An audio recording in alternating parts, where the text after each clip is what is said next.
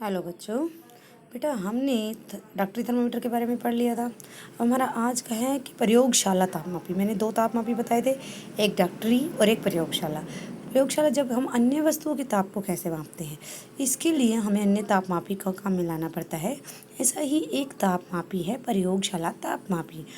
अब हम आपको दिखाएंगे, मैं आपको दिखाऊंगी कि किसी ध्यान से देखो कि इसमें मापे जा सकने वाले अधिकतम और न्यूनतम ताप को देखना है आपको। ठीक है। प्रयोगशाला तापमापी का परिसर जो होता है प्राय 10 डिग्री सेल्सियस से 110 डिग्री सेल्सियस होता है।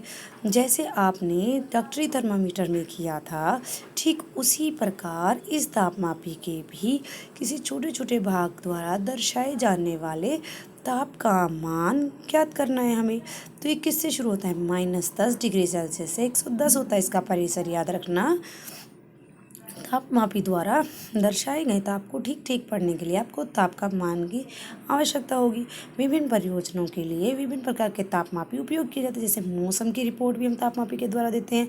अधिकतम बताते हैं ना, भाई मद्रास में, चेन्नई में इतना है, मुंबई में इतना है, दिल्ली में इतना, अधिकतम तापमान इतना, न्यूनतम इतना।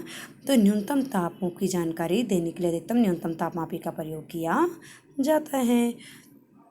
अब देखो, ये है आपका तापमापी, ये दिख रहा है आपको, ये तापमापी है आपका। ठीक है। इसका परिसर जो होता है -10 से 110 डिग्री सेल्सियस होता है। अब देखो, इसको पानी में डाला हुआ है इन्होंने, पानी में इसका ताप देख रहे हैं। ठीक है।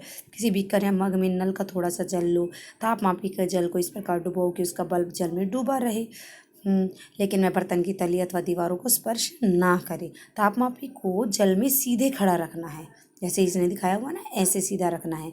रखते हुए इसमें पारे के तल की गति को देखो। अब इसमें से जैसे ही पारा बढ़ेगा नीचे से ऊपर की तरफ जाएगा। ठीक है। पारे का तल स्थिर न हो।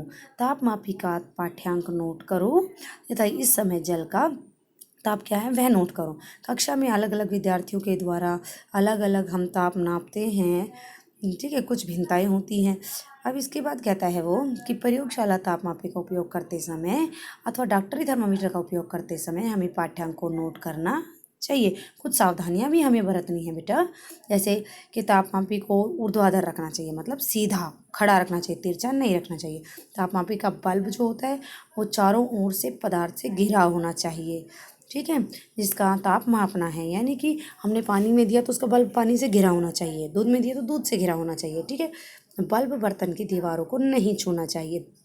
अब देखो प्रैक्टिकल है, किसी बीकर या मग में थोड़ा सा गर्म जल लो, तापमापी के बल्ब को जल में डुबो, पारे के तल को स्थिर होने तक प्रतीक्षा करो। जब पारे का तल स्थिर हो जाए, यानी कि रुक जाए, तो आप ताप नोट कर सकते हैं। जब तापमापी को जल से बाहर निकालते ध्यानपूर्वक देखो कि अब क्या हो रहा है। देखते हैं कि तापमापी का जल से बाहर आते ही पारा गिरने लग जाता है, ऊपर से नीचे गिर जाता है। इसका अर्थ है कि प्रयोगशाला तापमापी द्वारा ताप का पाठ्यांक तभी नोट करना चाहिए जब बल्ब जल में डूबा हुआ हो या कि जिस पदार्थ का ले रहा हो उससे घिरा हुआ हो। ठीक है।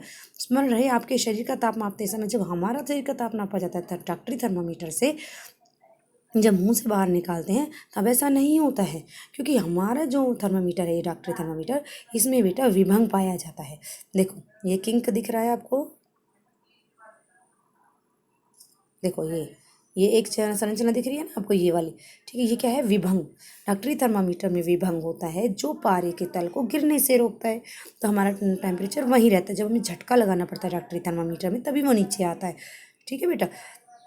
तो विभंग के कारण ही व्यापार, विभंग का क्या कार्य है कि व्यापारी के तल को नीचे गिरने से रोकता है। ठीक है। अब तापमापी के पारे के प्रयोग में अब हमें पता है भाई, एक थर्मामीटर और है हमारा। पारा जो है वो विषैला पदार्थ है। कैसा पदार्थ है? विषाक्त पदार्थ है। यही यदि तापमापी का प्रयोग किया जाए जिसका निपटान करना आसान है, तो वह कैसा होगा? अंकीय, यानी कि डिजिटल तापमापी होगा। ओके।